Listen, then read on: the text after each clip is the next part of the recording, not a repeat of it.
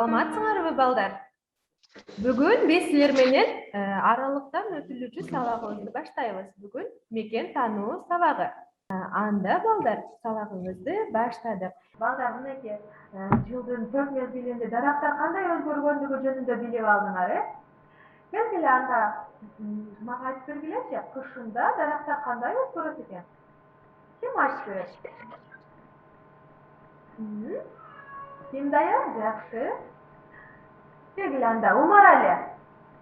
Кыш жөнүндө, кышында кандай дарактар өзгөргөндүгү жөнүндө айтып берчи.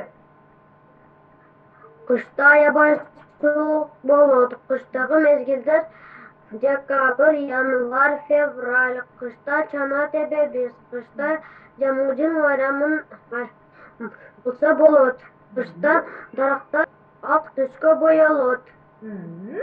Азамат, анда кыштан кийин кайсы мезгил келет? Жаз. Азаматтын жаз мезгили. Балдар, жаз мезгили жөнүндө ким айтып берет?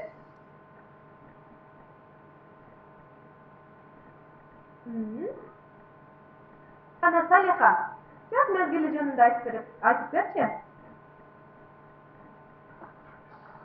Жаз мезгилинде мама-жемиштердин дарактары гүлдөйт, чечекке ачылат, мама каймак ачылат. Кышта келет. Жердин бети ашыл түскө боелот. Чоңдордун жардамы менен көчөт отургузабыз. Азамат.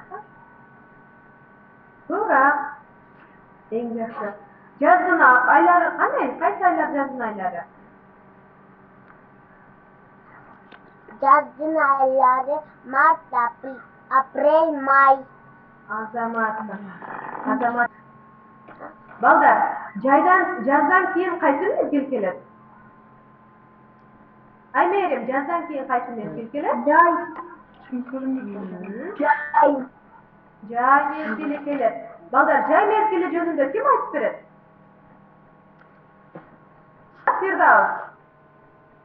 Жайды мен аябай жакшы көрөм. Жайда күн аябай ысык болот. Күн узарат, мама-жемиштер бышат. Жайда чоңдугуна барабыз. Ар түрлүү гүлдөр өсөт. Көңүлчү гүл теребиз. Азамат, жай мага дагы аябай жагат. Балдар, жайдан кийин кайсы мезгил келет? Күз мезгил. Күз мезгили. Билал, туура айтып атасың. Күз мезгили. Күз мезгили жөнүндө ким айтып берет? Күз мезгилинде дарактар кандай өзгөрүлөт экен? Мен. Ана Нур келди. Күз мезгили жөнүндө айт. Күз мезгили мага аябай жагат. Күз берекелүү мезгил. Күзүндө дарактардын жалбырактары сары кызыл түскө боелот. Жалбырактар түшөт, түшүн күн алат. Күзүндө жаңы окуу жылы башталат. Күзүндө жаңгыр жаайт. Күздүн айлары сентябрь, октябрь, ноябрь айлары кирет. Туура. Азаматсыңар балдар. Балдар, ушул мезгилдер жөнүндө ырылардан, алифбеден жаттаган ырыларыбыздан ким билет? Мен. Салиха, кандай ыр билебиз мезгилдер боюнча? Каребиз конфетти жердин бети ким айдады десет. Септи байту чекектер алды. Азаматсың. Туура, жазында бай чечекей ачылат экен, Ана Билал, сен кайсы ырды билесиң мезгилдер жөнүндө? Күз мезгил. Жаңгыр жаап күз келди, жалбырактар көбөйөт, сары кызыл жалбырак кутубузга үйүлөт. Ай, азаматсыңар балдар. Силер мезгилдер жөнүндө, мезгилдерде дарактар кандай өзгөргөндүгү жөнүндө билип алдыңар, балдар? Келгиле азыр анда биз ошол боюнча тапшырмаларды аткарайлы. Балдар, сүрөткө көңүл бургула.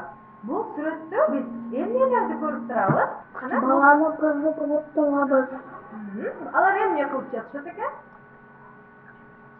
Балдар көчөткө суу куюп атат.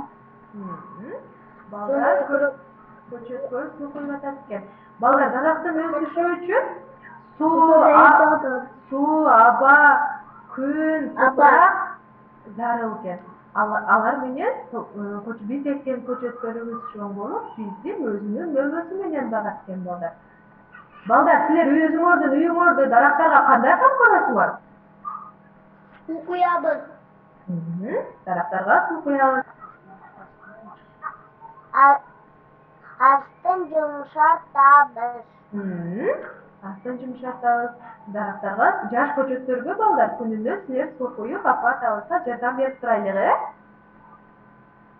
Балдар, эми бул сүрөттү карайбыз. Бул сүрөттө силер эмнени көрүп турабыз, кана? Ким айтып берет? Болбойт.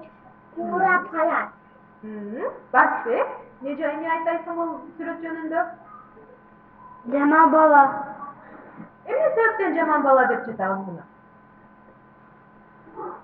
Көчөттү сындырды.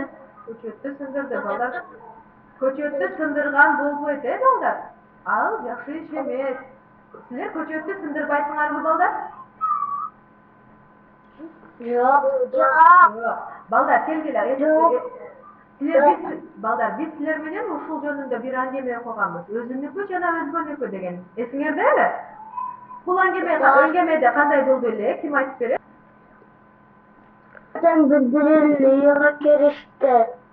Тилек менен Кушубек бири-биринин үйүнө киришти. Эмне себептен? Сагал сындырып чуюктан болсо мени ат кылып ойнойн деген экөө бири-биринин үйүгө кирип, даракты үзүп кетип атып сүзүп уялышты. Ооба, балдар, туура айтасыңар. Тилек менен Кушубек бири-биринин үйүнө тагын ашты. Бири-бирине чыбык сындырып, ат кылып ойнойлук дешти. Дарактан чыбык сындырган, даракты кордогон балдар, бул жаман иш. Мен силерге ишенем, силер акылдуу балдарсыңар. Силер эч качан үйдө андай дарактарга жаман мамиле кылбайсыңар деген ойдомун, балдар? Ооба. Балдар, бул тапшырмада силер сөздөр жазылган, мезгилдердин аттары. Бул жагында болсо сүрөттөр турат. Ошол сүрөттөр кайсы мезгилге тиешелүү болсо, ошол сүрөттө сөзгө жебени жүргүзөбүз. Кана ишке кириштик анда. Силерге 1 минутта убакыт берейин. Акбермет, Адина, Барсбек. Нуркелди иштеп атат.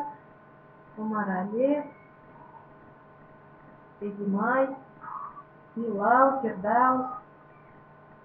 Азаматсыңар, балдар. Балдар, силер сүрөттөрдү туура таптыңар, жебелерди туура жүргүздүңөр, азаматсыңар, балдар. Эми силер мындан кийинки тапшырмага өтөбүз. Балдар, бул тапшырмада 4-чүсү ашыкча деген. Силер ошол сүрөттөрдү жакшылап көңүл коюп карагыла дагы, кайсы сүрөт ашыкча, ошол сүрөттү тегеректейбиз. Кана анда ишке кириштик.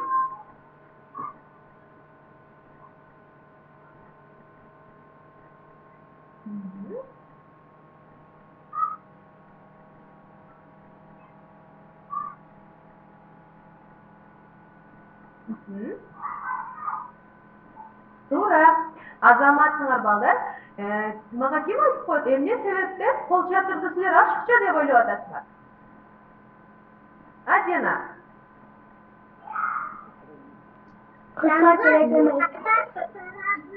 Неге дегенде кол чатырды жамгырда кармайбыз. Кар кеши, кар бүртүгү, балаты кайсы мезгилге таандык? Кыш. Азаматсыңар, эң туура. Бул жерде кол чатыр ашыкча болчу, Балдар, бул сүрөткө дагы жакшылап көңүл коюп карайбыз дагы. Бул жерде дагы 4-чү сүрөт ашыкча. Кайсы сүрөт ашыкча болсо, ошол сүрөттү тегеректейбиз. Кана, тегеректегенди баштадык анда. Ашыкча деп ойлогон сүрөтүңөрдү тегеректеп баштадык.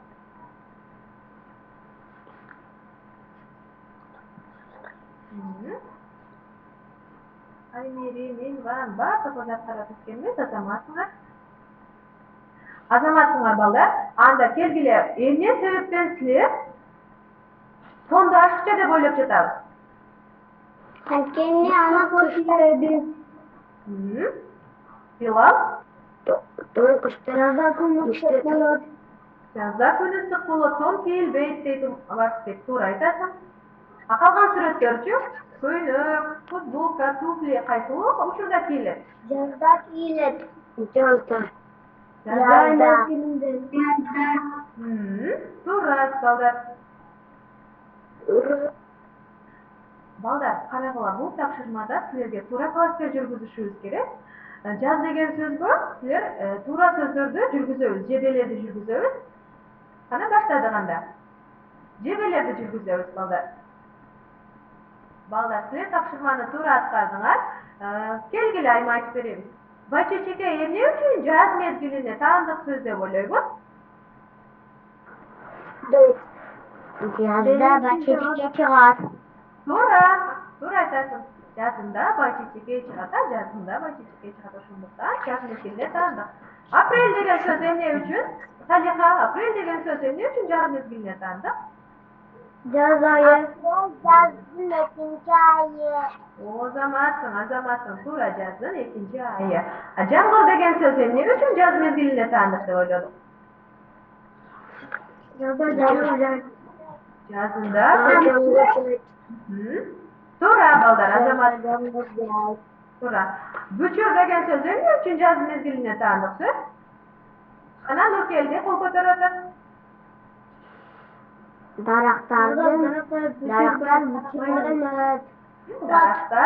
бүчүр алат экен, бүчүр байлайт экен. Азаматсыңар балдар. Эмне үчүн кар деген сөз жаз мезгилине таандык эмес деп ойлодук? Кышта жайт. Кар кышында жайт, туура айтасыңар, жазында кар жаабайт, эмне үчүн сентябрь деген сөз жаз мезгилине таандык эмес? Сентябрь күздө кирет. Сентябрь күз мезгилинин айы экен, А чана деген сөзчү? Чананы кышта ойнойбуз. Билал туура айтат. Чананы кышында чана ойнойбуз, чана менен. Азаматсыңар балдар, бул тапшырманы силер эң туура, эң мыкты аткардыңар. Балдар, тапшырмаларды эң жакшы аткардыңар. Анда айткылачы балдар, бүгүнкү сабакта силер эмнелерди үйрөндүңөр? Эмнелер жөнүндө билип алдык? Ак берме. Дарактарды сындырбаш үчүн. Дарактарды сындырбаш керек экенин билиппиз. Дагы эмнелер жөнүндө билдиңер?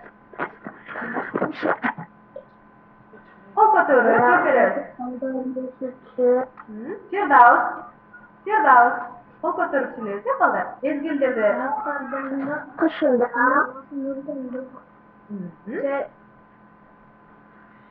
Жайда дем алыш болот экен билдим. Азаматтын жайында каникул болорун билиппиз, дагы сабактар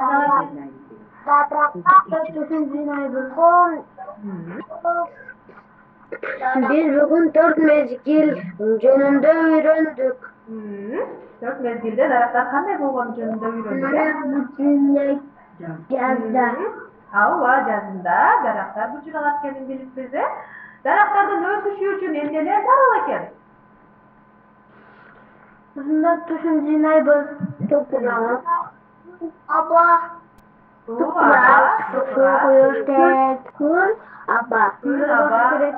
Даракты сындырбаш керек экен, Кушубек менен Тилекке окшоп дарактарды сындырбаш керек экенин үйрөнүпсүңөр, тарбияланыпсыңар, азаматсыңар балдар.